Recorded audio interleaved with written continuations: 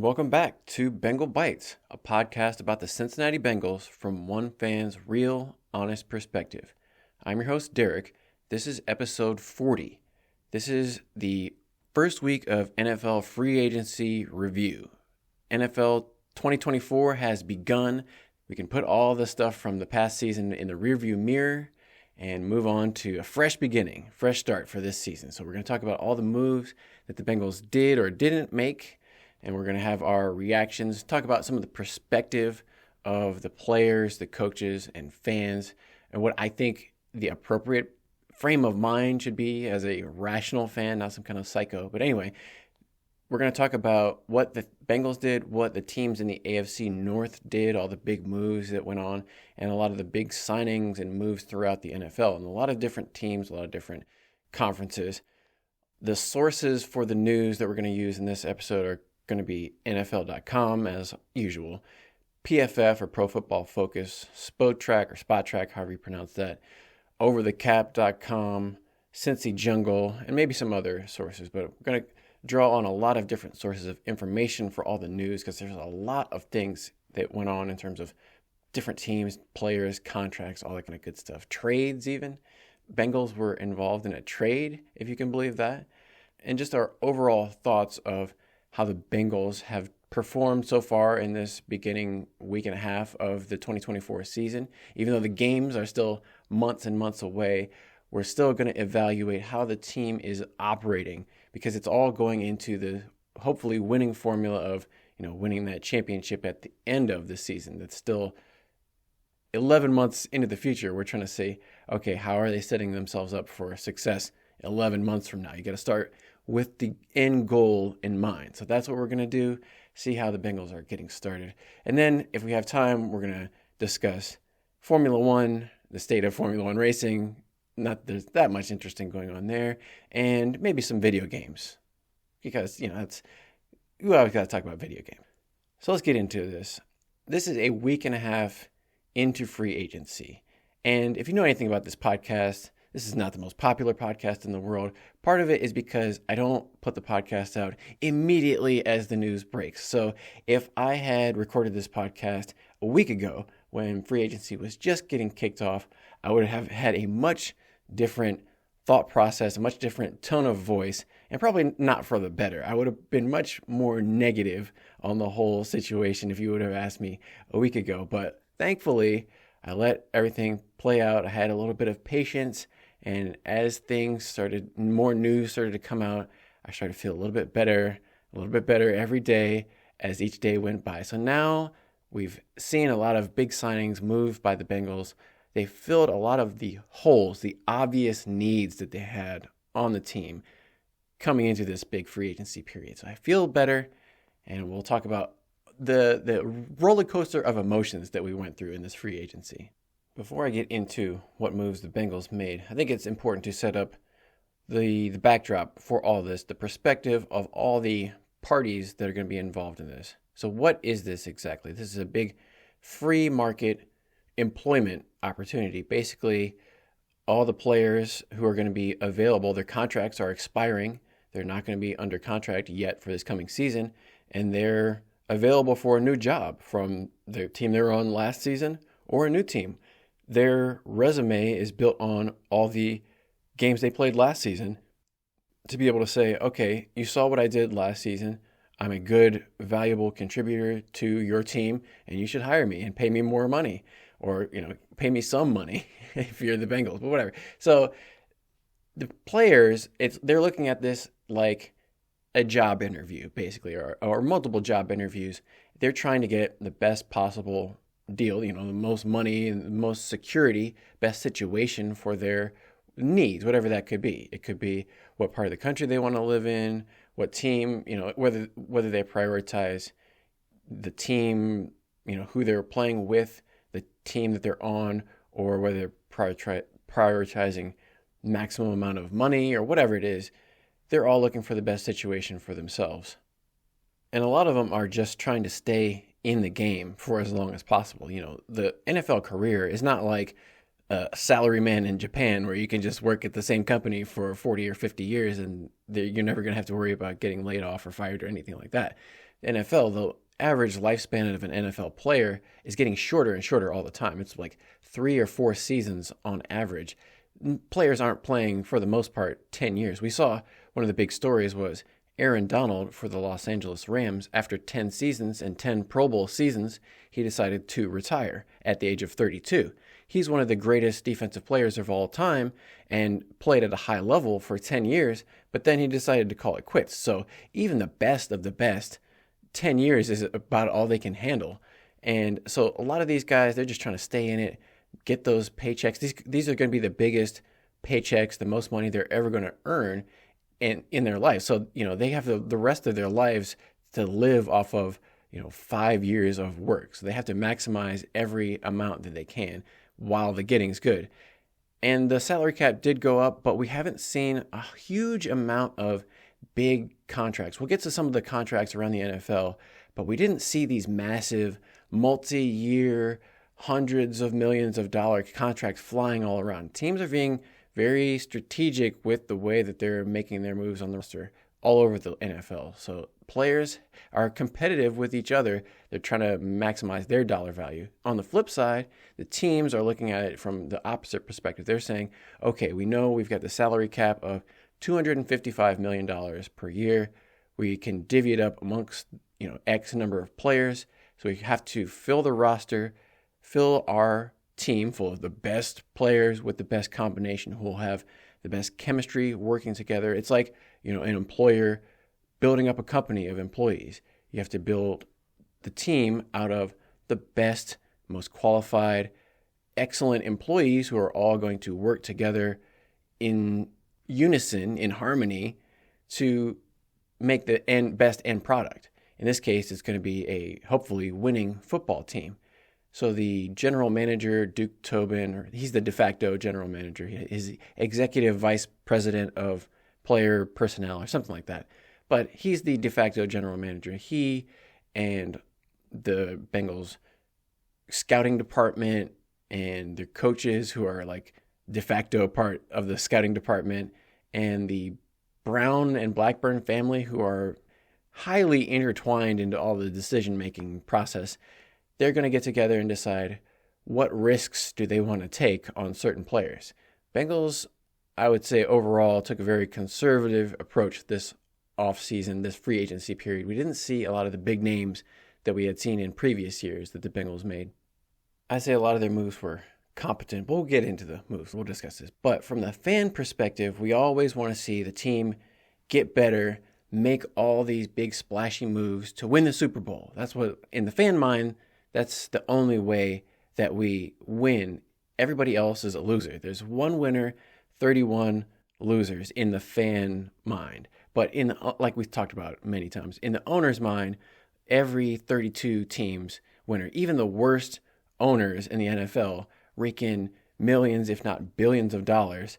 So every team wins. It's just like about putting out a competitive product to keep the money flowing in for the teams. But for the fans, we have this detached sense of ownership that, we're part of the team somehow. We're part of the outcome, like we even matter. So they get this sense of the team, and the fans always take the team's side in everything because it's us versus them. The NFL plays on the very primitive, caveman tribalism instincts that still play out in all over the world, geopolitical conflicts, wars. And again, that's a part of the other thing we need to keep in perspective. The NFL and football in general, compared to all the other things that are going on in the world, is completely inconsequential. This is not important at all. This is just a distraction. So I'm just talking about this as a distraction from all the other more important things that are going on in the world that we should be probably spending more time talking about. But instead of that, we're going to talk about this stupid game in Cincinnati. So the fans, they want to put the team above everything else, and at the detriment of appreciating what the players do for them. And so, unfortunately, there was a incident, I would say, with Tiki Barber, where he is a commentator in New York City, which is, New York media is insane. Everybody in New York, to get noticed, you have to be an insane person. Or just a regular guy talking at a normal tone of voice in New York City isn't going to get noticed, isn't going to get any attention. So if you want to stand out in this crowd of noise and chaos, you have to do and say something crazy. So Tiki Barber, when the New York Giants, Tiki Barber, if you don't know, he played his entire career for the New York Giants. He's back in New York City as a radio and YouTube commentator. And he was talking about how the New York Giants didn't re-sign Saquon Barkley and how Saquon Barkley signed with the rival Philadelphia Eagles. And Tiki Barber says, oh, well, you signed with the Eagles, who is their NFC East rival. He's like, well, now you're dead to me. Good luck, but you're dead to me. Which is a ridiculous thing to say about a football player who's just trying to do his job. It's not like he had a choice. The fans, and then the problem with that is, then fans grab onto that, and you have all these other fans saying Tiki Barber is right, Saquon Barkley's dead to me, and they just keep repeating this nonsense. You should never. That's like saying that I hate you, I want you to die. You don't care about the person at all. It's really a dehumanizing, horrible thing to say about somebody who is just playing a game. And it's not like he did anything to any of these Giants fans personally besides sign a contract for himself to, try to enrich himself. And they're like, you could have signed with any other team, but you just had to pick the Eagles. It's like, okay, first of all, there's only 32 teams in the league, and not all of them want a new starting running back. So there's only going to be so many offers available to him. They act like he could just sign wherever, go wherever. He could sign any team. Well, no, he couldn't, because not every team wanted to sign him. The Philadelphia Eagles made him an offer. So he accepted the offer. We don't know how many other teams. Maybe the Philadelphia Eagles were the only team that even made him an offer. So if the fans, they can all just shut up in New York is what I'm basically trying to say, because that's ridiculous. And I just want to remind fans, the same thing goes for any team, Bengals or otherwise. Don't ever, take this opinion of hating on the player for not re-signing with the Bengals. Or the fans want to say, oh, he should take less money to stay with the team. He should take less money because, he should care about the team. No, the player doesn't care about the team or what the fans want them to do. They're never going to take less money to keep the band together. It doesn't make any sense. You wouldn't ask somebody at their job to, stay here, even if you have a better offer. It doesn't matter if you're working at like fast food. If you're working at Burger King and McDonald's is paying $2 more per hour, you're going to go work at McDonald's. You're not going to stay at Burger King because, you really like it at Burger King and the guys there are cool. No, I'm peacing out and I'm making more money at McDonald's. Goodbye. So that's how it's going to work in the NFL. These players are going to go where the best situation is, and they don't care what the fans or anybody else thinks. So we have to keep that in mind. But a lot of people don't. They want to look at it through this delusional perspective. But I just want to keep everybody, before we get into any of this, these players are trying to do the best for themselves. They're not trying to hurt anybody's feelings. And you should never say, I hate you, you're dead to me, because that's just ridiculous. So specifically, guys like Joe Mixon, who is no longer going to be with the Bengals, he was traded away to the Houston Texans. Joe Mixon so far has played his entire 7 years Cincinnati career for the Bengals, had a few thousand-yard seasons. Last year, he was kind of not as explosive as he had been earlier in his career. But the thing about Joe Mixon that you have to remember is he was very durable and he didn't fumble. So he played every game. He was rarely injured. He rarely missed any time due to injury. And he rarely fumbled the ball, which is very underrated quality for a running back. He had a lot of carries and didn't give the ball up. That means, and he's a strong, physically gifted guy where he's, you look at him, he's built like a brick house. He's built like a Clydesdale. He's one of these guys where he's just a different kind of physical specimen.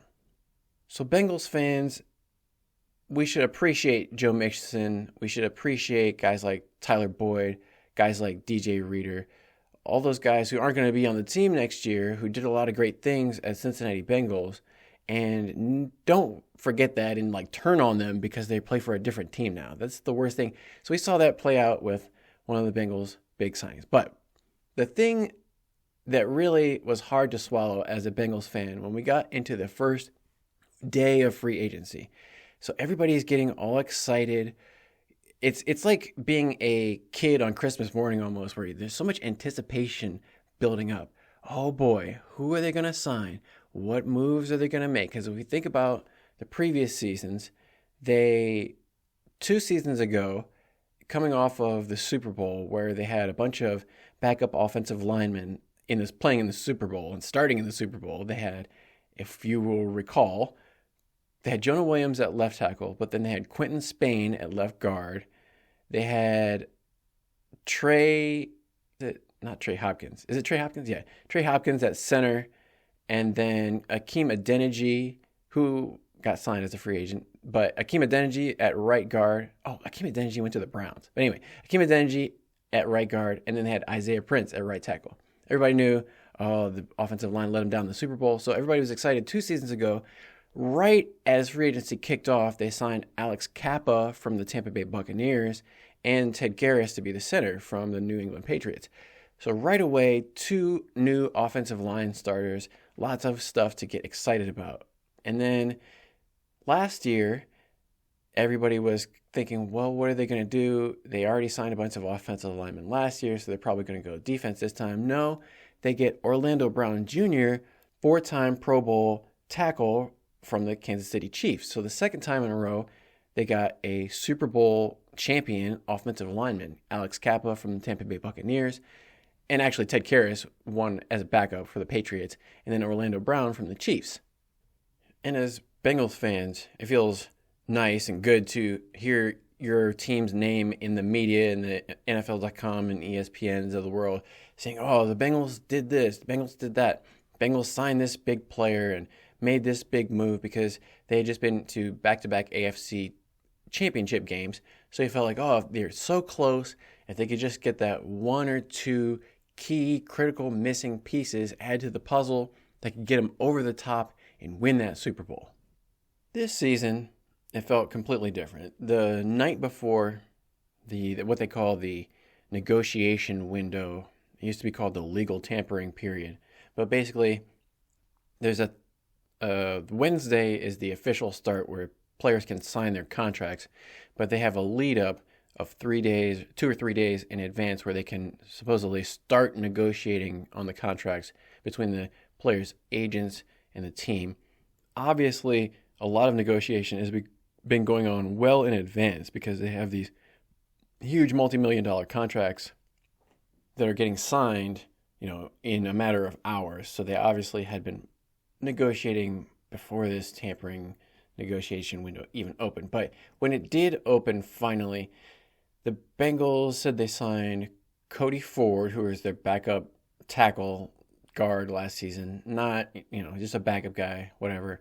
And then as soon as the window opened, they said Bengals announced the signing of Travion Williams, running back. It's just ridiculous. Travion, good for Travion. He keeps getting paid paychecks and keep staying on the team. But he has been in the league for 5 seasons. He has 0 career touchdowns. I don't see the value. Maybe, I don't know if he'll even make the team, but whatever. So it was just like a weird thing to announce right in the beginning of free agency. And then after, so you're like, okay, whatever. Like they signed these 2 backup guys and hopefully they're never going to play. And then they're like, oh, we have re-signed tight end Drew Sample, 3 years, $10 million. And I mean, that's, again, good for Drew Sample. He's not the most dynamic pass catching tight end.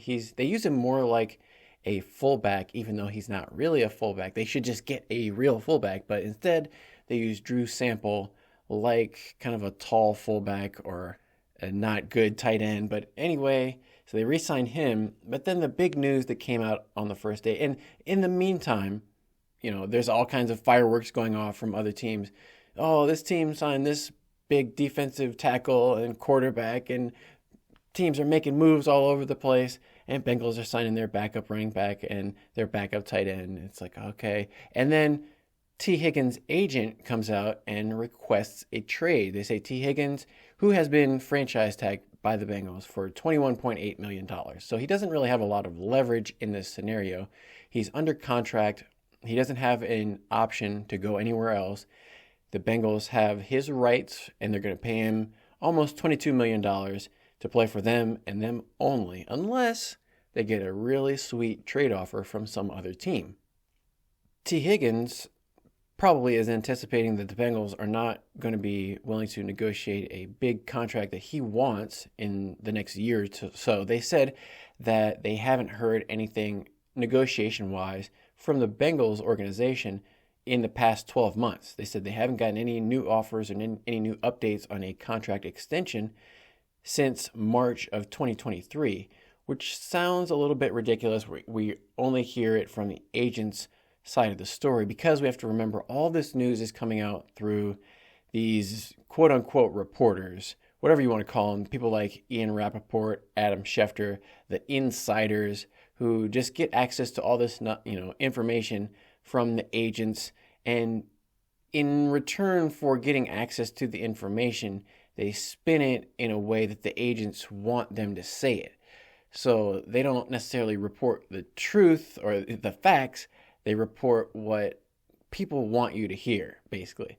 So you're hearing from all these different reporters, T. Higgins wants a trade, he's unhappy, whatever, blah, blah. None of that is true. Obviously, T. Higgins is going to probably hold out of training camp, hold out of all the summer workout programs, just to prevent himself from getting any kind of freak injury that could happen that would prevent him from collecting that $22 million. As long as he's on the team at the beginning of the start of the season and completely healthy, his contract is going to be fully guaranteed. So he doesn't have any incentive to show up for anything in the offseason, anything in the preseason. If I was T. Higgins, I'd be like, just, keep me wrapped in bubble wrap until the start of the season, break me out for that $22 million, and then we'll worry about the rest of that afterwards. So I don't fault T. Higgins for this at all, but this is the only option that he has. And this is just to drum up market for himself. Maybe they'll get a good trade offer out of this and some other team will trade for him. But also, they can just kind of gauge the interest from other teams out there to see, is anybody else interested if and when they have to sign with another team next season, who could be kind of in play for T. Higgins. So they just want to get a little bit more information. I don't fault T. Higgins at all for that. But the way that it's reported in the news, the Bengals wide receiver is unhappy, he wants out of Cincinnati, he wants to trade, So the other markets, other NFL teams are going to play this up like, T. Higgins is unhappy, we should trade for T. Higgins, let's go trade for T. Higgins, he doesn't want to be in Cincinnati anymore. That's just the narrative to get people more interested. None of that matters at all. But it just didn't feel good as a fan to sit there and watch people talk about the only thing that your team is doing is having one of their top wide receivers not want to play. But after a little bit of time, they did start to make a few more deals. So we saw Zach Moss, the running back from the Indianapolis Colts, sign a 2-year deal worth about $8 million. So he's getting about $4 million per season. The Bengals signed Zach Moss, and that was at the time when they still had Joe Mixon on the roster. So the writing was on the wall. Okay, they signed a running back. This is going to be when they get rid of Joe Mixon. And that's the way the Bengals do things. They tend to not want to just leave a hole on the roster. They want to have the replacement already on the team before they let the other player go. So we saw they kept Andy Dalton on their roster all the way through free agency, even though everybody knew that they were going to draft Joe Burrow. As soon as they drafted Joe Burrow, the next week they let Andy Dalton go, but not before then. So, it really kind of hindered Andy Dalton's chances to maybe sign with another team, but the Bengals didn't care. They were like, we're holding on to Andy Dalton, and just in case something completely falls through with Joe Burrow, because you never know, they were just totally being conservative with that. So that's how they operate. They wanted to keep Joe Mixon on the roster under their control until the last possible moment. So once they had his replacement, then they said they were going to release Joe Mixon. And people were upset, like, why would they just release him? Because Joe Mixon does still have another year under his contract. The Bengals, if they had kept him on the roster for a little bit more time, they would have owed him money. So instead of that, they traded him away. The Houston Texans came calling. Before they released him, the Texans offered a 7th-round pick for Joe Mixon. That's like the least amount you could get for him, but I guess something is better than nothing. That's the way the Bengals look at it for sure. So they're going to get a 7th-round pick for the Houston Texans, and as soon as Joe Mixon got to Houston, they signed him to a new contract extension for 3 years and up to $27 million. And Joe Mixon's going to have $13 million guaranteed on that deal, so almost around $9 or more million per season for Joe Mixon. Probably better contract than he would have gotten with the Bengals for sure. And that just proves to all the people who were saying, oh, well, Zach Moss is an upgrade over Joe Mixon and he's going to be cheaper. It's like, well, the Houston Texans aren't that stupid that they would pay Joe Mixon twice as much money as the Bengals are paying Zach Moss. It's for a reason. It's because, no, Joe Mixon is better than Zach Moss in a lot of different ways. He's bigger than Zach Moss. He's more powerful. He doesn't fumble. He doesn't get injured. So people really, they see things. They want to make it out to be every decision that the Bengals make is correct. I'm not saying getting rid of Joe Mixon was the wrong decision. I felt like once he started to have more legal issues last season, the writing was kind of on the wall because he had taken a pay cut to stay with the team. They weren't able to trade him away before last season. I'm sure they wanted to trade him. They couldn't. And then he started to have some legal issues about waving a gun around at people, and some kid got shot, not by Joe Mixon, but one of Joe Mixon's neighbors got shot at and kind of grazed by some bullet fragments. It's a long story, but Joe Mixon's sister's boyfriend thought somebody was trying to break into the house, but they were actually playing with water guns outside, and so he mistook it for a gun apparently and started shooting at them. Anyway, that whole situation did not look great for the Bengals or Joe Mixon, so I felt like Katie Blackburn made some comments to the media about Joe Mixon is on the team until he's not on the team anymore. So it didn't sound like they were really committing to Joe Mixon that hard. Like I said, the writing was on the wall. He was probably going to be leaving at the end of this season. Not a surprise that they let him go. But let's not try to fool ourselves into saying Zach Moss is going to come in and totally replace Joe Mixon. They're going to have to probably draft a running back because we all know Travion Williams is not going to be like the third head of this running back trio. They're going to have to find somebody else because none of these guys are big. They got Chase Brown, who was a rookie last season. He's like 5'9", 200. Zach Moss is about the same size, 5'9", 200. Travion, about the same. So like all these guys are not that big. They need somebody. I don't know. I don't know what the plan is. But I know the plan is not paying the running backs a lot of money. They have succeeded in doing that. And that's kind of the trend around the rest of the NFL. We saw running backs, even Aaron Jones, who was looking really good in the playoffs for the Packers last year. He went to the Vikings. He's replacing Dalvin Cook, who left there, and Alexander Mattison, who got released by the Vikings too. He's still bouncing around. Josh Jacobs, he went to the Packers to replace Aaron Jones. He left the Raiders. So running backs are going all over the place.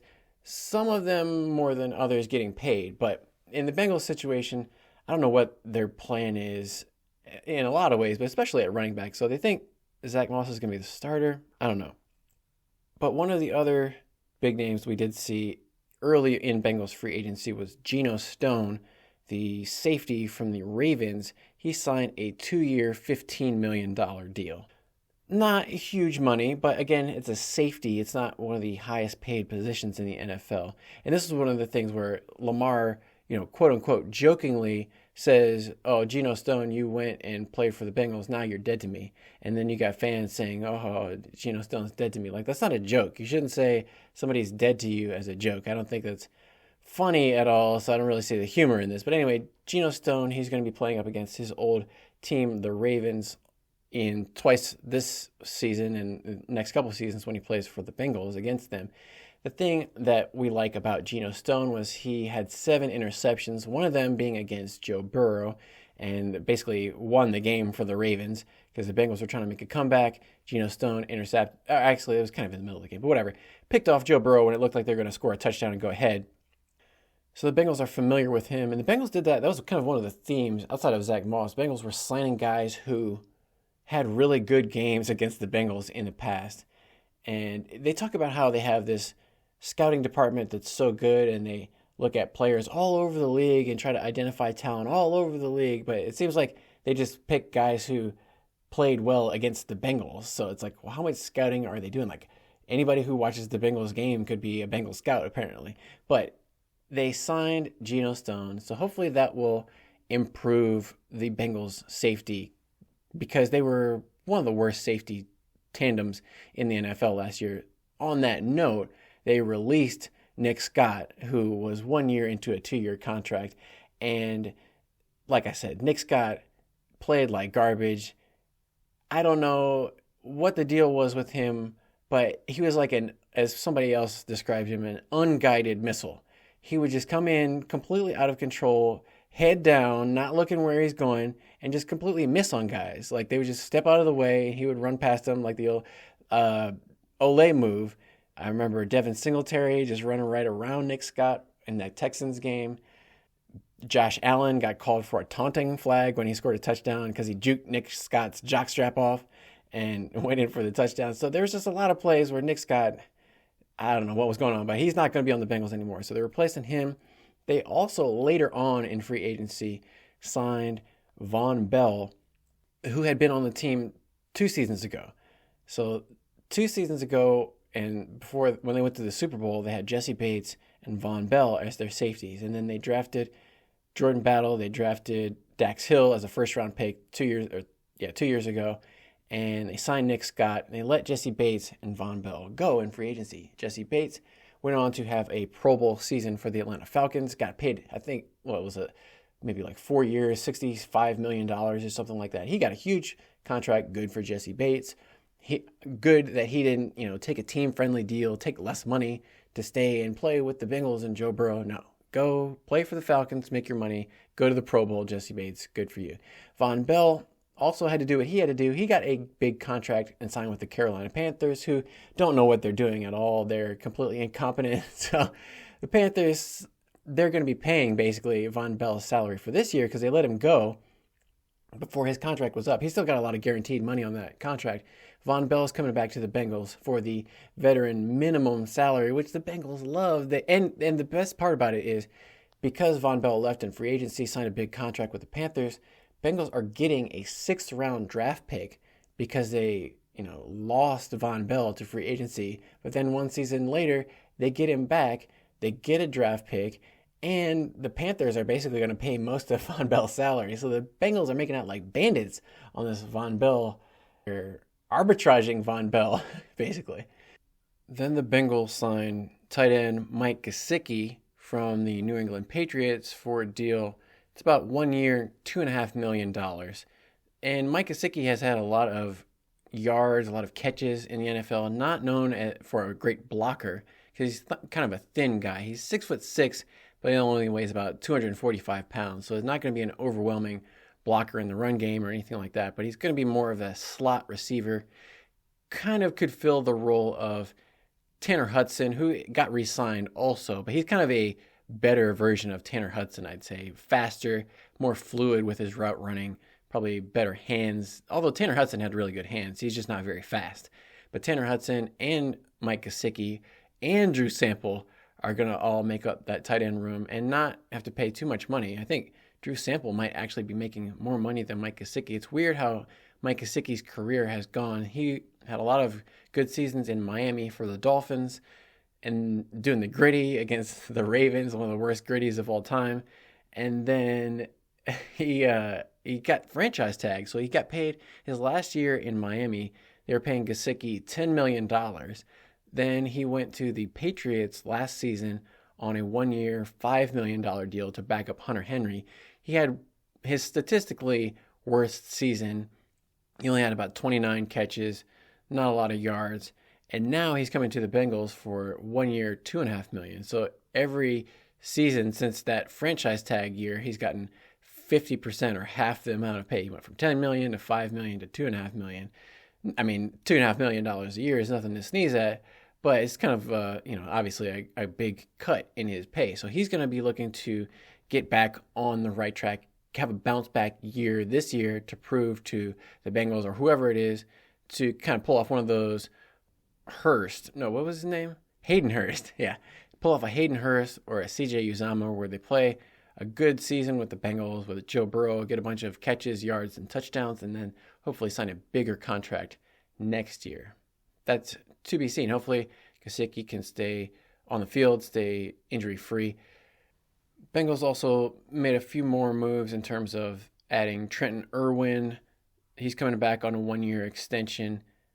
Akeem Davis-Gaither, linebacker, extended for 1 year, $3 million. Akeem Davis-Gaither is a special teams starter, and he's pretty much the first backup as middle linebacker or outside linebacker. So Jermaine Pratt, Logan Wilson, if either one of them went down, it would probably be Akeem Davis-Gaither. So it's good that they were able to keep him around. Kind of more money than you would expect for a guy who hasn't played that much, but he was a Bengals draft pick, and they kept Drew Sample, who was also a draft pick for them. So they tend to be more loyal to guys who have been in the program, so to speak. I know Zach Taylor thinks of himself. I think Zach Taylor thinks of himself more as a college coach, honestly, than an NFL coach. Oh, there was this interview he did with somebody where he was talking about motion, and it was at the Combine. He was talking to NBC Sports, and he's pulling out the same lines that he had been using all season with the Cincinnati reporters. And so it's just like a rehashing of every other interview you've ever heard with Zach Taylor. But they asked him about motion in the NFL and how offenses are getting crazy and all this stuff. And he came out with the same thing about, you can't just motion just to motion. You got to have a reason to motion. Can't be just moving around for no reason. And then he's like, I don't know. Maybe they motion like this 20 years ago when in the NFL, but I wasn't watching the NFL back then. As a head coach, I mean, he's not that young. It's not like he's 20 years old. He's, in his 40s at this point. So as an NFL head coach, I don't really think he should be admitting into a microphone that he didn't watch the NFL 20 years ago. What was he doing? Like, what? That doesn't give me... So that's why I think he feels more comfortable as a college coach. Maybe he'd like to try being a college coach again. But we'll have to see how it works out with his... The thing that you hear from a lot of people is the Bengals are run like a family business. It's a family atmosphere. It's kind of that kind of family, small town, college vibe. And I guess, whatever is good for business. If that's the perception, that's the image that the Bengals want to put out of their franchise to the fan base, if that's what people are buying into, good. We see a lot of good things that the Bengals do in terms of giving back to charity. Ted Karras just did his, was it Cincy Tatties or St. Tatties Day or whatever it is, where a bunch of people donated to his charity to get Bengals related tattoos or whatever. So, they do a lot of good things with the community. I don't fault the Bengals for wanting to have a wholesome image. That's a lot better than having a bunch of assholes who get, beat up their girlfriends and get pulled over for DUI and all kinds of ridiculous stuff and have, arguments with fans on social media. So the Bengals have seemed to picked out players who are upstanding citizens, role models for the young fans. So I appreciate that part. The point is, the Bengals, they were slowly making moves, as they do. They're conservative with the moves, and not paying up too much. We saw, the NFL puts out their top 100 free agents. So a lot of people use that almost like a draft board where, these draft gurus put out their top 100 NFL draft prospects.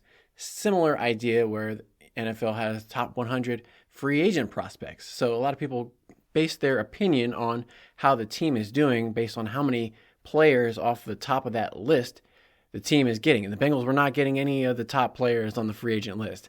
They weren't making any moves at the top. We didn't see them, Geno Stone was more towards the bottom of the list. Mike Gesicki was not on the list. I don't think Zach Moss was on the list anywhere. So they're signing these guys. It's like, okay, you recognize these names. They're pretty good, but not blowing you away with any of these moves. And then at the same time, they were not making any big extensions with the players that were already on their team. So we didn't see anything going on with DJ Reader. Jonah Williams was not re-signed. And actually, Irv Smith Jr. somehow signed with the Kansas City Chiefs. So I don't know. It was like a real quick signing too. So maybe I think he got the league minimum offer from the Chiefs. I don't know if he didn't have any offers or what, but the Chiefs immediately were like, oh yeah, let's get Irv Smith Jr. on the team. So that's kind of weird. I don't know if they have some kind of history with him. They wanted him. Whatever. We don't need Irv Smith on because he wasn't good last year, but just kind of weird that the Chiefs signed him so quickly, where while there's a lot of other people who aren't signed still walking around out there. But also, Chidobe Awuzie signed a 3-year, $36 million deal with the Titans, with a bunch of it guaranteed.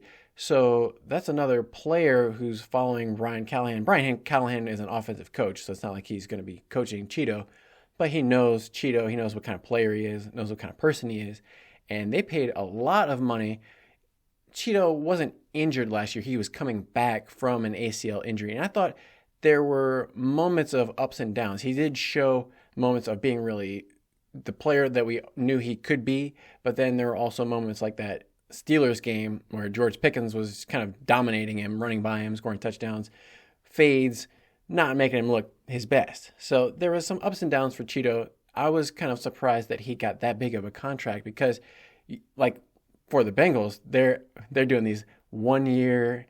Drew Sample got the longest extension at 3 years. All the rest of these guys are getting 1 year deals, 2 year deals. So the Bengals were not taking a lot of chances. Not that a lot of other teams were signing a bunch of players to, nobody's getting like a 10-year Patrick Mahomes contract. That's the huge outlier. Most of these teams are taking as little risk as possible, 1 to 2 year contracts, prove it to us type of deals.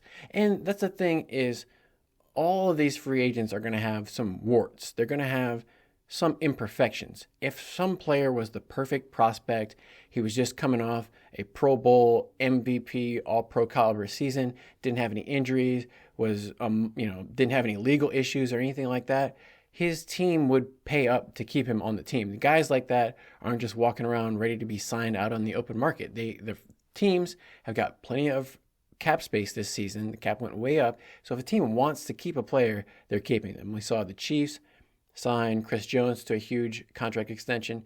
Justin Madubuike for the Ravens. Everybody was talking about maybe they could replace DJ Reader at nose tackle with him.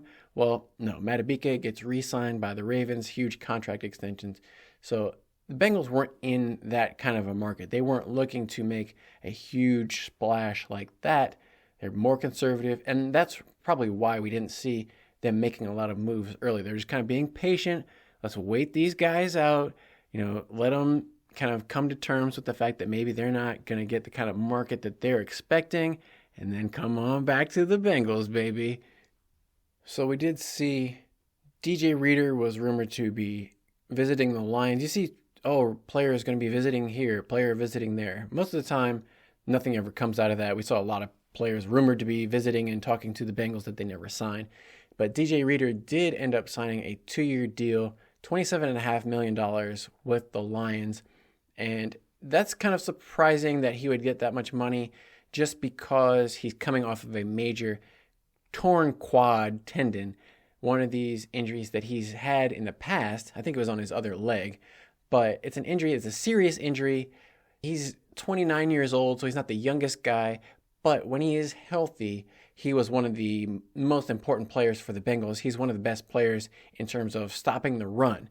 You're not going to see a bunch of highlights of DJ Reader because what he does isn't especially sexy. He doesn't fly off the fantasy grades or whatever, but from a winning football games perspective, DJ Reader is a critically valuable and important part of, he was for the Bengals, now he's going to be for the Lions.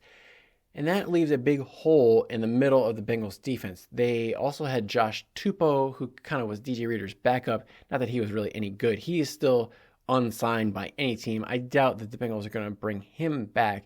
And they're still looking for kind of a replacement because I don't think BJ Hill can really fill that role, even though they tried him there last year. That's not really his forte. But the Bengals did sign a defensive tackle, Sheldon Rankins. So Sheldon Rankins from the Texans, the guy that had 3 sacks against Joe Burrow last season. So Sheldon Rankins signed a very similar contract to DJ Reader. He signed a 2-year deal. I think it's like $26 million, so just a little bit less than DJ Reader. I don't know about the guarantee comparison. I don't feel like looking it up. And a lot of these numbers, you have to take them with a grain of salt because the first number that you hear is often the maximum value of the contract if the player hits a bunch of incentives. So like if he plays every single game and gets to the Pro Bowl and the team does this and that, then he'll get whatever the reported salary number is. But a lot of times that's just not what they're going to make in reality. They're going to make much less, but it sounds better when you report on it, so the agent puts out there, 3 years, 27 million. Well, that's only if they hit certain incentive targets. But anyway, DJ Reader is going to be missing from the Bengals. So Sheldon Rankins is coming in. He's a different type of player than DJ Reader. He's not a run-stopping guy. He's more of a pass rusher. He's going to be disruptive, getting into the backfield during passing downs, but not known as a run stopper. And so that's going to be interesting because the Bengals are playing a lot of run-heavy teams like the Browns, the Steelers, and the Ravens in their division, and they struggled last season getting completely run over and overpowered by all those teams in their division. Whether it's in the draft, the Bengals still have, the draft upcoming to fill in some of the holes in the roster, but as we speak, there's still kind of a hole at nose tackle. Now, one of the holes that they also had going into the latter part of the week was at right tackle because Jonah Williams, their previous starting right tackle, signed a 2-year contract worth up to $30 million with the Arizona Cardinals. I don't know if they intend on having Jonah play left tackle or right tackle, but good for Jonah. I know, again, he wasn't going to get that contract for the Bengals. The Bengals kind of reluctantly gave him the franchise tag and kept him around, kind of like how they did with Jesse Bates and how they're doing now with T. Higgins. And in the same way that Jesse Bates held out all the way through training camp and then came in and finally signed the franchise tender, Jonah Williams did the same thing. He requested a trade. That's just what the agents and players do. That's the only thing they can do.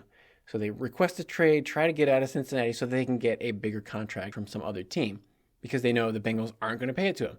So that's what Jonah Williams eventually was able to do in this situation. He gets a 2-year deal with the Cardinals. That meant that the Bengals basically had no starting right tackle because they had nobody else. Cody Ford isn't a legitimate right tackle. The only other tackles they had on the roster were Jackson Carman, who we know is not good, and Deontay Smith, who is not good. So those guys are all just kind of backups at best. Jackson Carman, he's only on the team because he was a second-round pick and he's big. He hasn't really shown a lot in terms of being able to play football, but he's not going to be their starter. So everybody knew another hole was going to be at right tackle. And so they're starting to talk about who are the Bengals going to pick up in free agency. Are they going to draft a right tackle? So a lot of people were drawing up their draft boards about which right tackle should they pick, and they still might, but they were talking to some free agents at the same time. So Mekhi Becton, the Jets tackle, he was a huge mountain of a man, but has dealt with a lot of injuries throughout his career. So the Jets were done with that. I think he was a top 10 pick, first round pick, and so he just didn't really turn out the way the Jets planned. They were going to get rid of him. Bengals were kind of poking around at him, didn't pull the trigger there. And then Tyron Smith from the Cowboys, who has been a perennial Pro Bowler, one of the best tackles in the NFL since he's been in the league. He's getting up there in age. I think he's about 32. Dealt with injuries almost every single season. He has some back problems and I think maybe a knee issue.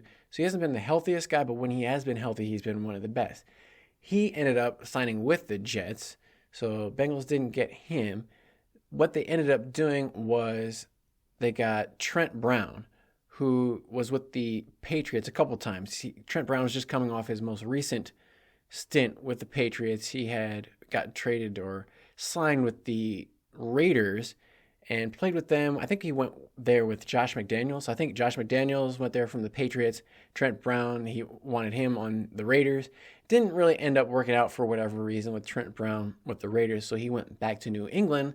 Last season he was there, and so the Bengals have him. Now he's a bigger player than Jonah Williams for sure. That was always the issue I always had with Jonah Williams, is he's just not big enough to play tackle and be a premier tackle in the NFL. He's like 6'4", 310 pounds, probably, like maybe 315 pounds if you're really, eats like an extra large pizza or something. But Jonah Williams just physically is not a large, relative to the rest of the NFL tackles, not that big.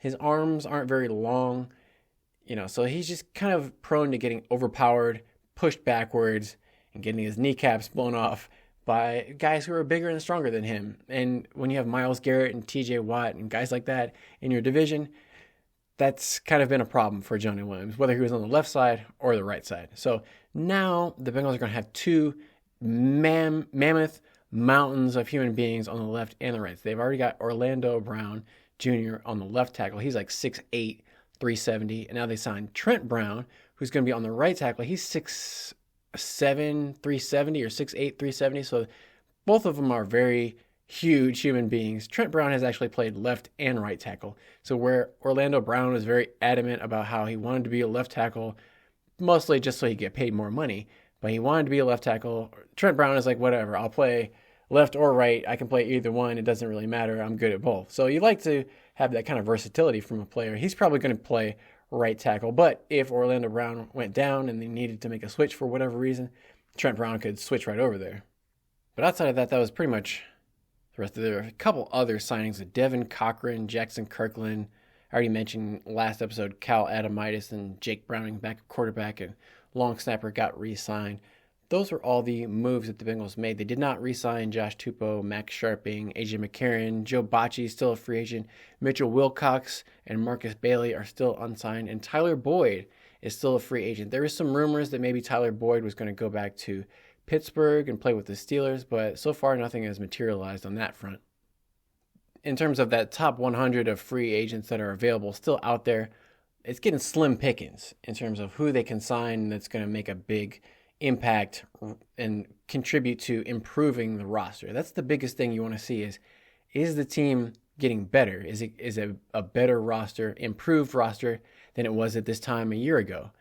And you don't want to get worse. And in some ways, it feels like they took a step backwards. They filled most of the holes that they lost out on in terms of they got rid of Jonah Williams at right tackle. Okay, they signed a right tackle.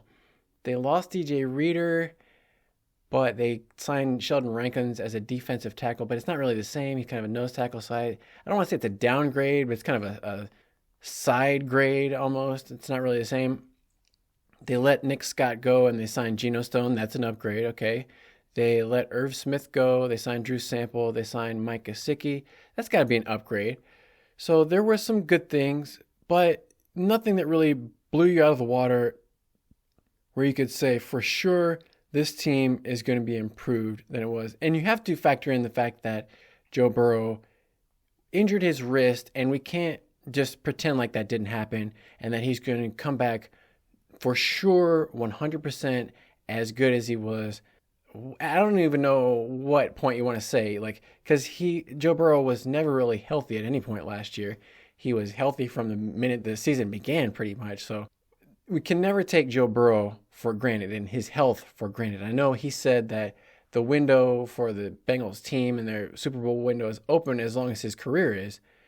And we love to hear that. That's great bravado and confidence, but that's not literally true. Joe Burrow's career is not going to be forever. It's probably going to be a lot shorter than Joe Burrow hopes, even though, at this rate, if he keeps getting injured every season with these horrible injuries, it's not going to last very long. We don't want that to be the case. We want Joe Burrow's career to be as long as possible. But to be able to do that, it can't be going for home runs every single year. The Bengals have to play it conservative like they have been doing. And one thing, when you take a step back and you look at it, the Bengals are still in a good position because they do not have what's called dead cap money, meaning they're not spending money on players that are no longer on the team. A lot of teams don't use their salary cap space as wisely as the Bengals. So the Bengals are not wasteful. They're very efficient. They haven't spent a lot of money yet, but they still have a lot of cap room. And I think that's what makes some people a little bit impatient, is because they see the Bengals have all this money to spend, but they're not spending it. And it's like, okay, well, they're good. They're in a good position. They're not, any danger of reaching the limit. They don't have a lot of dead money sitting around, so they're spending money, and they're spending it in good areas. Trey Hendrickson, T. Higgins, Joe Burrow, Jamar Chase, Sam Hubbard, Orlando Brown Jr., all their best players are getting lots of money, and they're trying to build around those players, and they still have room to do that. But, as a fan, you want them to immediately get all the best players. We don't know. They still have 10 draft picks. I hope that the Bengals trade some of those draft picks and move up to get better players, and not just literally take 10 people all at the draft order that they have right now. That would be kind of a waste. You don't need 10 new players, because you could sign free agents, but the Bengals have plenty of capital built up at this point. Now, the end result on these free agent moves is yet to be determined in whether they made the right decision keeping the guys they kept, signing the new players that they brought in, and letting players go that they thought weren't going to work out for what they wanted. So we've seen, a number of times where they made the right decision, let the right guy go, like CJ Uzomah is his career has fallen off a cliff for the Jets. And the two safeties that they even let go had different paths. Jesse Bates had the best year of his career, went to the Pro Bowl. Von Bell ended up getting released by the Panthers, and now he's back with Cincinnati already. So whether the Bengals made the right moves or the wrong moves, we'll have to see. But it's important to keep things in perspective and not only look at it through the Bengals lens, because if you just say, well, every move that the Bengals did was right, all the moves that they made were the right moves. Because some fans would say, even if they kept Irv Smith Jr. and kept Nick Scott on the team, some fans would say, well, even though they were terrible, another year in the system, they'll get better. Coach Lou and those guys will get them on the right track. So no matter what the Bengals do, some fans will just say it was a good decision. So we have to keep everything in perspective and look at what the other teams in this division are doing. Because remember, the Bengals ended up last place in the AFC North. So they need to get better to compete with all these other teams to be able to make it to the playoffs. They didn't even make it to the playoffs last year. And a lot of people are living in the past, living in went to the Super Bowl, AFC championships. Oh, in their mind, it's the same team. But actually, no, it's not. Most of the guys from the Super Bowl team are gone. This is a completely different roster just because they wear the same color uniforms, and they've got Joe Burrow, they got Jamar Chase, T. Higgins for now, but the offensive line is completely different. They've got the same kicker in Evan McPherson. He was a rookie, but then their entire defensive backfield is completely different. All their cornerbacks and safeties are gone. Von Bell's coming back now, but they have the two linebackers that return. They have Trey Hendrickson, Sam Hubbard, B.J. Hill, but now DJ Reader's gone. So a lot of those players that were the core members everybody thinks about as this strong Bengals franchise, because those guys are gone. They need new players to step in and fill those roles if they're going to have the same amount of success that they had in those past years. So with that in mind, let's talk about some of the other teams in the AFC North, the moves that they made briefly. The Ravens, who were the AFC North champions last year, they signed Justin Madubuike, their defensive tackle, to a 4-year, $98 million contract. Huge deal for him. We saw a few deals like that for defensive tackles. So the Bengals weren't in the market for a player like that. They weren't going to pay $100 million. They weren't even going to pay $30 million. They let DJ Reader go. Less than that. So the Ravens, they also re-signed left tackle Ronnie Stanley to a $7.5 million deal. He's 30 years old. They did not bring back, so far, Odell Beckham Jr. He's the 32-year-old star wide receiver who has had numerous ACL injuries throughout. A mercurial receiver. So he's still unsigned. Odell Beckham, OBJ, is out there. He's not coming back to the Ravens. They did sign Nelson Aguilar to a 1-year, $3.75 million. The biggest story was maybe Derrick Henry from the Tennessee Titans. He left there and signed a 2-year, $16 million deal. Maybe a little bit more money than some people were expecting for Derrick Henry because he is 30 years old, and some people expect running backs to fall off a little bit 30. But we'll have to see how Derrick Henry makes out. They let Kevin Zeitler go, their offensive guard who used to play for the Bengals. Kevin Zeitler signed with the Lions. Morgan Moses did not come back for the Ravens. He went back to the Jets. So the Ravens actually lost quite a few players to other teams, including their linebacker Patrick Queen. He went to the Steelers, another interdivision rival Geno Stone, we already mentioned about, he's the safety who's coming to the Bengals from the Ravens. Ronald Darby, one of the Ravens cornerbacks, is going to the Jaguars. Devin Duvernay is going to the Jaguars. So a lot of players are not returning to the Ravens. They are keeping Josh Johnson, surprisingly, as one of their backup quarterbacks, but I don't think they're keeping Tyler Huntley. Not so far. Tyler Huntley has not been re-signed, but Josh Johnson is re-signed. Maybe Tyler Huntley is trying to get a little bit better contract with a different team somewhere, because he did play in a playoff game against the Bengals. That was the Sam Hubbard 99-yard return for a touchdown fumble in the jungle against Tyler Huntley, where he tried to put the ball up over the top and ended up losing the game for the Ravens a couple years ago. Melvin Gordon still unsigned. The Ravens have made a few big plays, most notably Justin Madubuike with a huge contract, and Derrick Henry coming in, but not too much, and a lot of players leaving the Ravens. So maybe some vulnerability from the Ravens in this coming season. We'll have to see. The Cleveland Browns made an interesting move. I think this was before the signing period started, but the Browns traded with the Broncos for Jerry Jeudy. So they traded a 5th round and 6th round pick for Jerry Jeudy, and they gave him a contract extension, which is going to be up to $58 million. So $41 million guaranteed at signing for Jerry Jeudy over 3 years from the Browns. So that's going to be a big weapon going to the Browns. They also signed Nyheim Hines, and they picked up Jameis Winston from the Saints on a max contract of $8.5 million, base of $4 million. That's going to be interesting. They're going to have Jameis Winston, Dorian Thompson-Robinson, Deshaun Watson, and they got another guy to be the backup. All these guys backing up Deshaun Watson in Cleveland. Nyheim Hines, I already mentioned. Adam Troutman, Michael Dunn. Zadarius Smith re-signed on a 2-year, $23 or $25 million deal. A few other guys. Devin Bush, linebacker, signed with the Browns. They re-signed their punter. But the biggest one was the Browns trading for Jerry Jeudy. That's going to be another weapon in their offense. We'll have to see if Nick Chubb, their running back, comes back, what they do in the draft. Like I mentioned, they got Nyheim Hines, but whether or not their whole stable of Browns running backs and offensive linemen can keep it up, because the Browns had a lot of injuries on their offensive line. It's going to be interesting to see how they come back next year.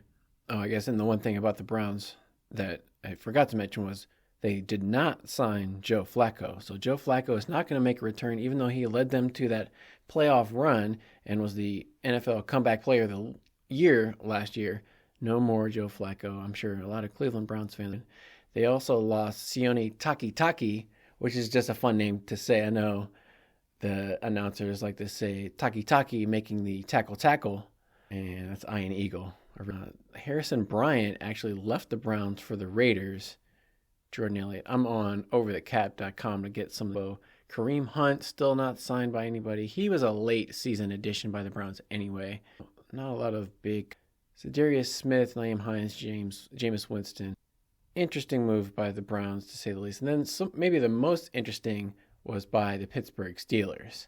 So the Steelers had a interesting decision to make, and they were putting out the word through the grapevine that they were keeping their quarterbacks, and it was going to be a quarterback battle between Kenny Pickett and Mason Rudolph, and they weren't interested in any of the quarterbacks who were out there on the free agent market. Then all of a sudden, on the 15th, they signed Russell Wilson, who was recently released by the Denver Broncos, which is going to go down as one of the worst trades that the Broncos did with the Seattle Seahawks. The Broncos sent Drew Lock and I think it was 2 first-round picks, or a first and a second-round pick, to Seattle for Russell Wilson and like some low-round picks or something. And Russell Wilson, and then the Broncos gave Russell Wilson a massive contract extension where they're guaranteeing him basically like $40 million a year, and they're going to be $39 million a year. And they're going to be paying that minus whatever the Steelers pay him this year, which is going to be $1.2 million. So the Steelers are paying Russell Wilson $1.2 million. Denver Broncos are paying the $37.8, the rest, and he's we thought Russell Wilson was going to be the Steelers' starting quarterback. And then there was some controversy, and then all of a sudden they trade Kenny Pickett to the Eagles. So that was another big news story. Oh, Steelers and the Eagles doing a trade. Steelers were actually very active in the trade market. They not only traded Kenny Pickett away, and I think they got a fourth round pick for him. But they got rid of him. He wasn't going to be the answer there. They also traded away Deontay Johnson, their wide receiver, who was a knucklehead last year. Got caught having low effort on that play against the Bengals where the guy fumbled and then he just stood there and turned his back on it. Deontay Johnson, the wide receiver for the Steelers, got traded to Carolina for Dante Jackson. So Deontay Johnson for Dante Jackson. Don't ask me to say that 5 times fast. But the Panthers and Steelers are making the swap. I'm assuming the Steelers are getting the better end of that deal just because the Panthers are always getting fleeced. They also did a trade that shocked everyone. They also, right after they traded for quarterback Russell Wilson, they traded for quarterback Justin Fields from the Bears. So it's going to be a conditional 6th-round pick that could become a 4th-round pick next year if Justin Fields plays more than 51% of the snaps for the Steelers at quarterback. So basically, if Justin Fields becomes the starter for the Steelers the majority of the season instead of Russell Wilson or whoever else, they may still draft somebody.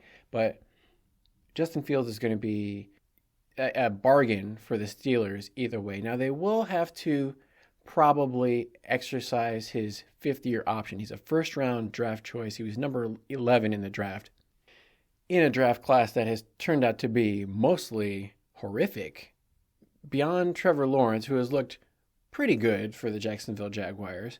But then you have Zach Wilson at number 2 in that draft. It turned out to be horrible. He's one of the worst quarterbacks since coming into the league.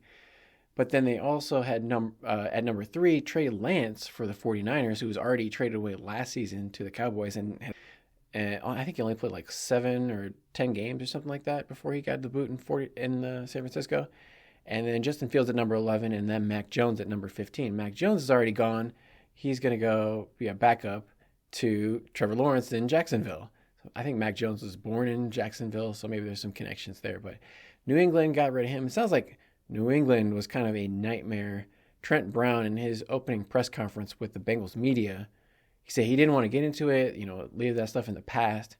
But he kind of mentioned how guys in New England, as soon as the workday was over, they were hitting the parking lot and getting up out of there. And nobody was trying to stay around, hang out in the locker room, hang out. There was no camaraderie. So he said coming to the Bengals, it seemed like a much better environment, much more, like he talked about family atmosphere and an environment where you want to come to work. And that's what you want to hear as a free agent. Other teams, if you're making a choice between one organization and another, you want an environment where players feel comfortable coming into and not like they're coming into a prison or some kind of work camp where they're forced into labor and nobody likes it there and it just clock in, clock out, and it's no fun. That doesn't sound like where you want to work anywhere. Okay, I'm going to switch over to PFF for the Steelers.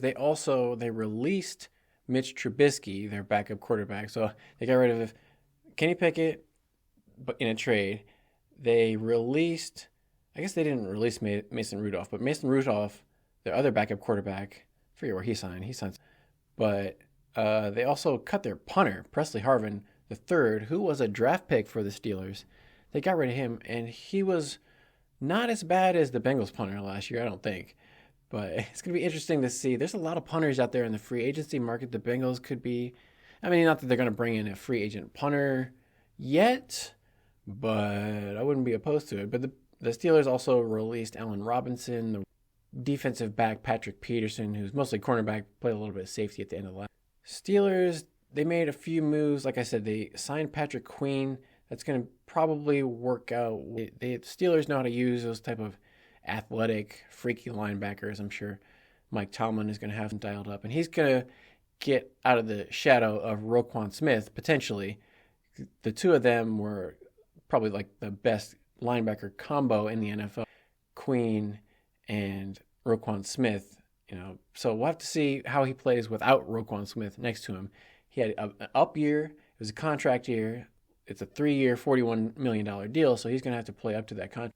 Steelers also signed Van Jefferson, wide receiver who was with the Rams last season. So they made some moves, most interestingly at quarterback, and that was their biggest weakness last season. The Steelers' defense was keeping them in games. It's just their quarterback play wasn't really that spectacular. So they're trying something completely different with Russell Wilson and that's going to be interesting to go up against a lot of athletic quarterbacks against the Bengals. Lamar Jackson, either Justin Fields or Russell Wilson, and then Deshaun Watson, assuming he's healthy, or Jameis Winston, who was the number 1 overall pick in the draft not that long ago. So there's a lot of talent at quarterback to go up against.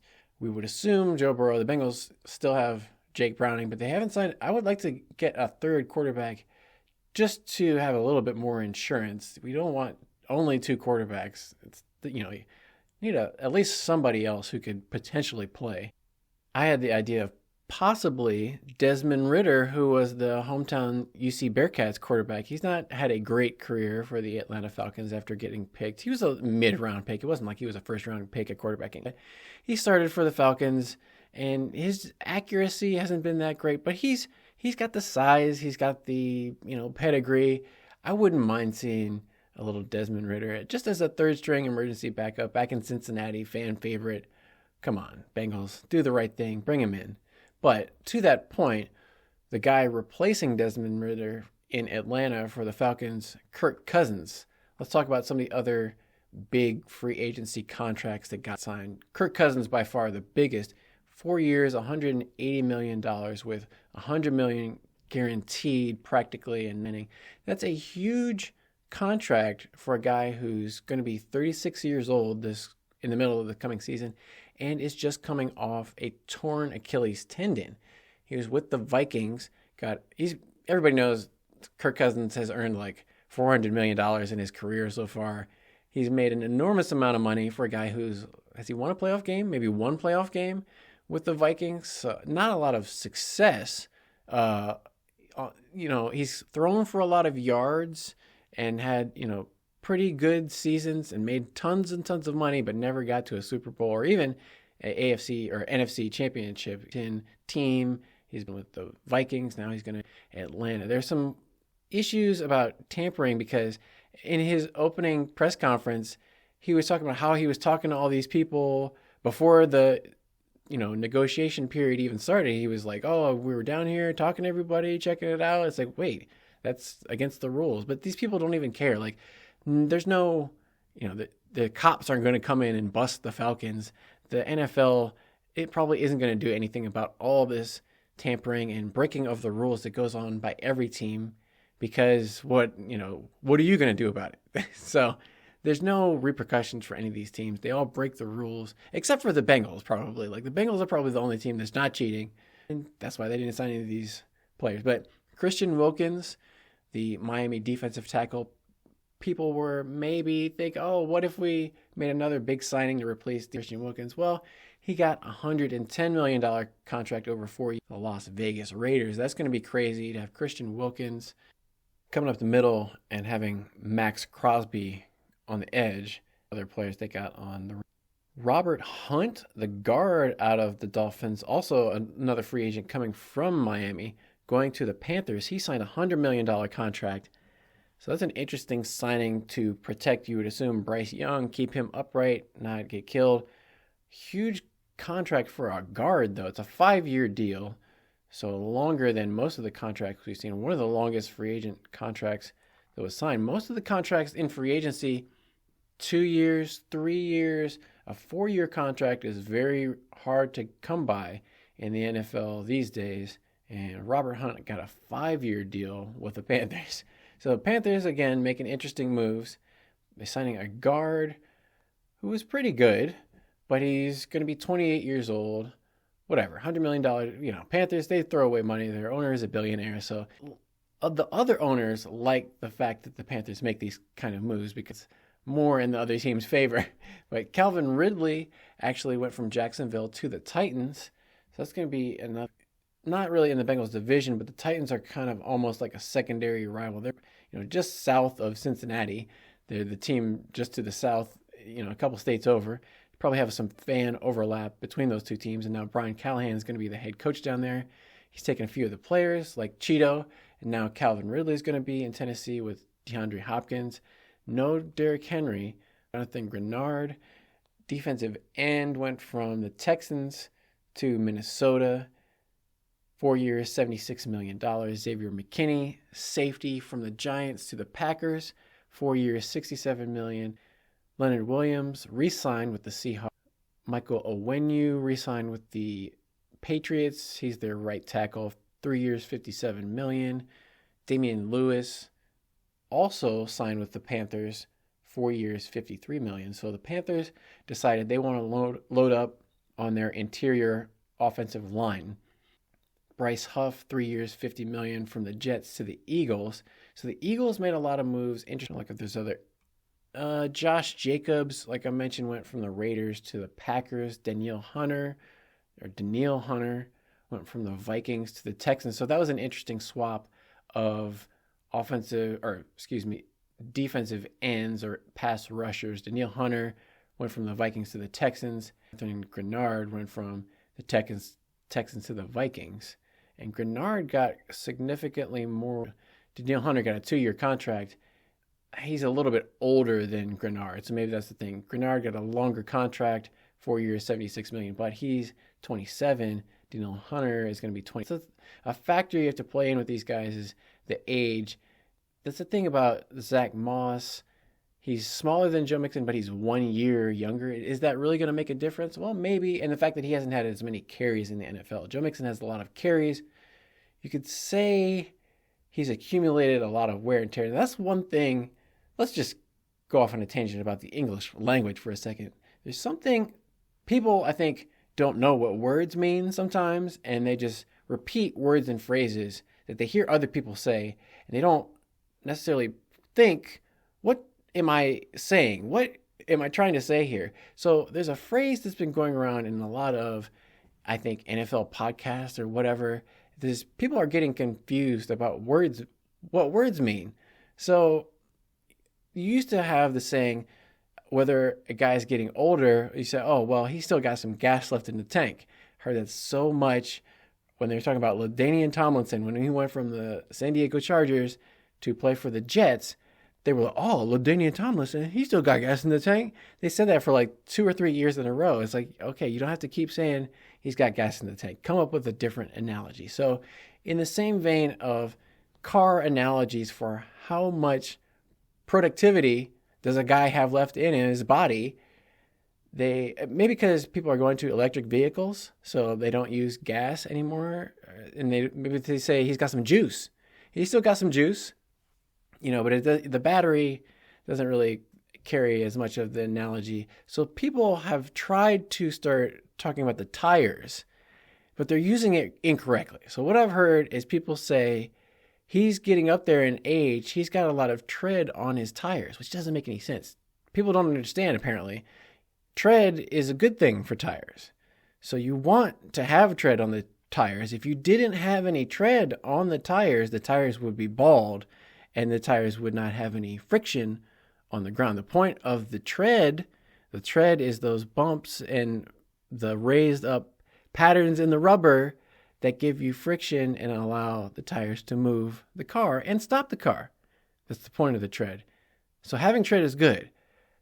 So when you hear people say, he's got a lot of tread on the tires, these people don't realize that's actually a positive thing, to have tread on the tires. Anyway, just keep that in mind. People misusing those phrases, they don't know what they're talking about. But the point is, lots of guys out there, as they get up there in age, the tread starts to come off of the tires. Their tires start to become bald and worn out and lacking of tread. And that's when their careers start to end. I don't want to foreshadow anything, but Tyler Boyd, like I said, is still out there. There's a lot of guys out there who are still unsigned. And we never know what's going to happen with any of these free agents. They could work out. They could never play a snap. They could get hit by a bus. Not hoping that on anybody, but nothing is guaranteed, as Kyle Shanahan. So good luck to all these guys. Hope they have a great season. But for now, there's no games to play, so we just have to say who won the offseason. Did the Bengals win? I wouldn't say so because they didn't spend any money. So there's still a lot, hopefully, to be written for the Bengals chapter. They've got a lot of cap space to do whatever they want to do, make some moves, do something. But I can't say for sure that the team has gotten better this offseason, which is a little bit concerning. So I can't give them, if I was going to give them a grade, it wouldn't be an A for sure. I don't even think it would be a B. It would be somewhere in the C.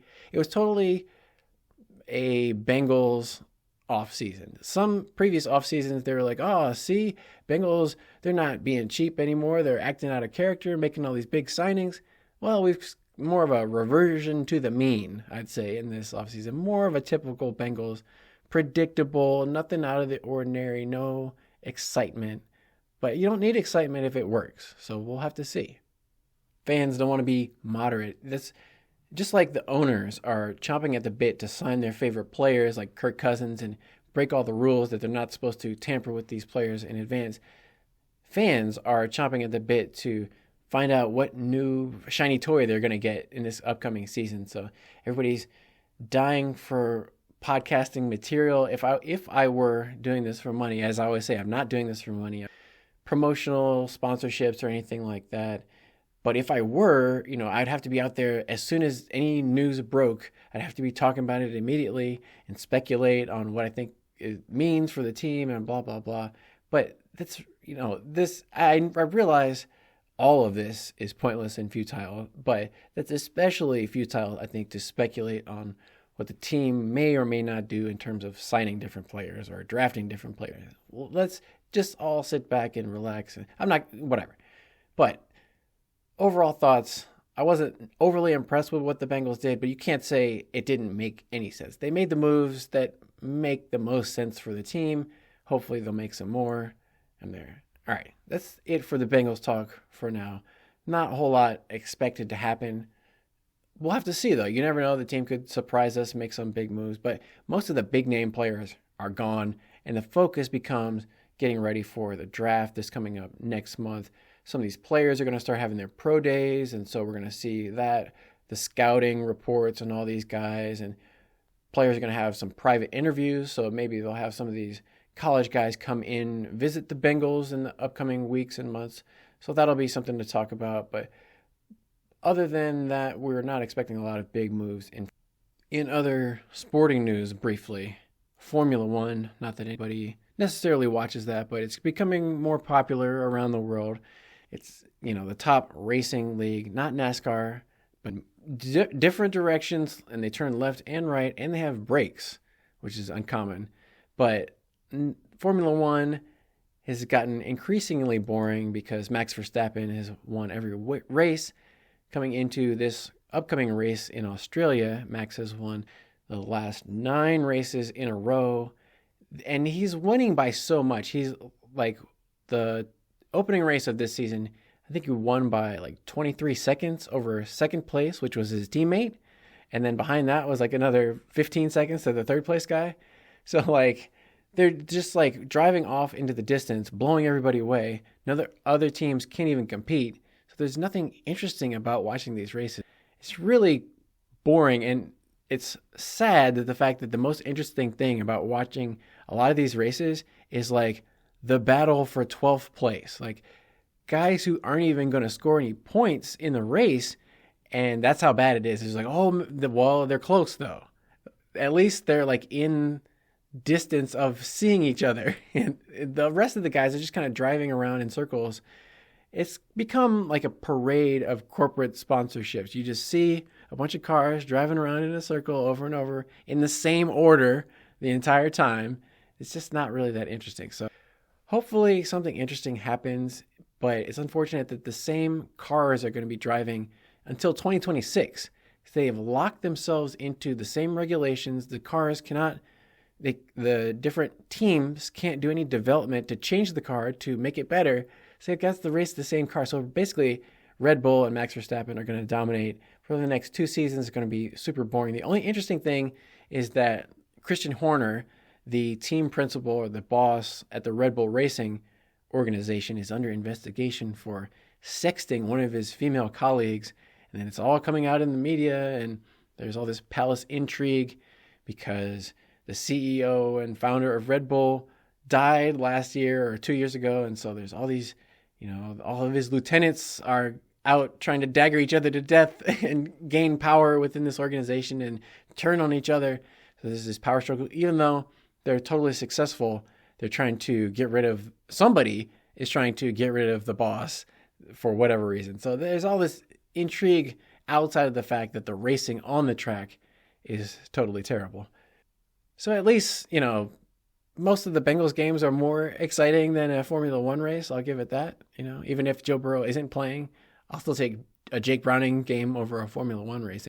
And then in video games, I do everything, after the fact, delayed reaction. So this is my delayed reaction to Red Dead Redemption 2.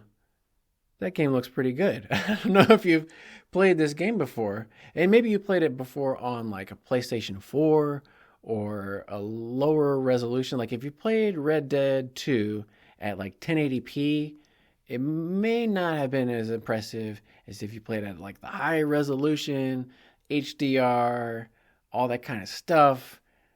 Looks pretty good. The reflections, I don't think it has a ray tracing, but it does DLSS or whatever, so you get like higher frame rate at the higher resolution. I don't know what all the technology that they're using these days.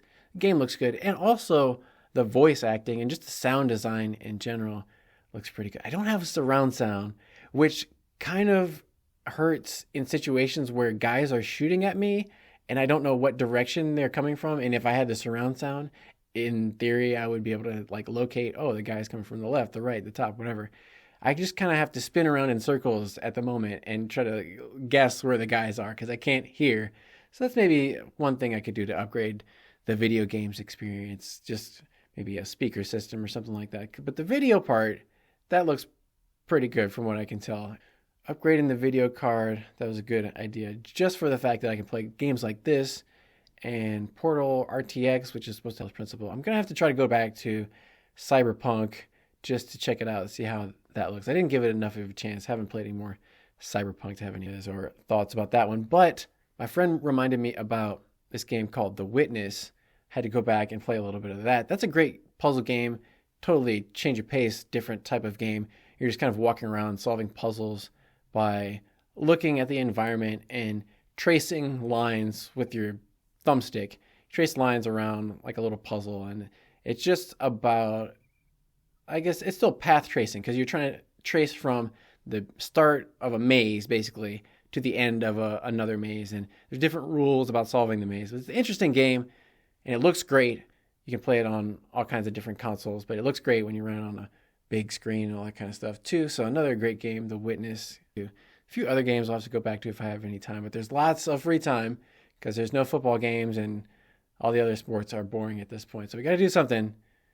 I suppose it's going to be getting warmer soon so I could go outside, but there's no video games outside. I could get a handheld if the handhelds are getting big in the market apparently. The Steam Deck and the ROG Swift Deck, whatever, and all these MSIs coming out with the handheld, Asus, everybody's coming out with their own handheld game playing thing. There's the PlayStation Portal, which it plays off of your PlayStation. They're talking about there's a more powerful PlayStation 5 going to be coming. So the whole supply chain, chip shortage, hopefully that has been alleviated a little bit, or at least enough where there will be consumer electronics available for purchase. There were a couple years there where you just had to imagine what would it be like if I owned a PlayStation. It was just like a mystery. What is it like to be a person who owns a PlayStation? I heard they're on sale, but I can't buy one. So now we have things that we can buy if we have money, which is another problem. You need to have a job that pays money, but that's another story. This podcast doesn't pay any money, and for that reason, we're going to have to wrap it up there. So thank you for listening to this episode. Don't forget to follow, give me a rating, all that kind of stuff. I'll be back next time, probably with some pre-draft thoughts. I'm going to try to stick to a once every 2 weeks schedule. That seems like about the right schedule for this off-season period where there's nothing going on, but I'll be a little bit more consistent, come back at you. If anything happens, of course, I'll bring that. Until next time, I want to leave you with a hooday and stay hungry for more Bengal Bites.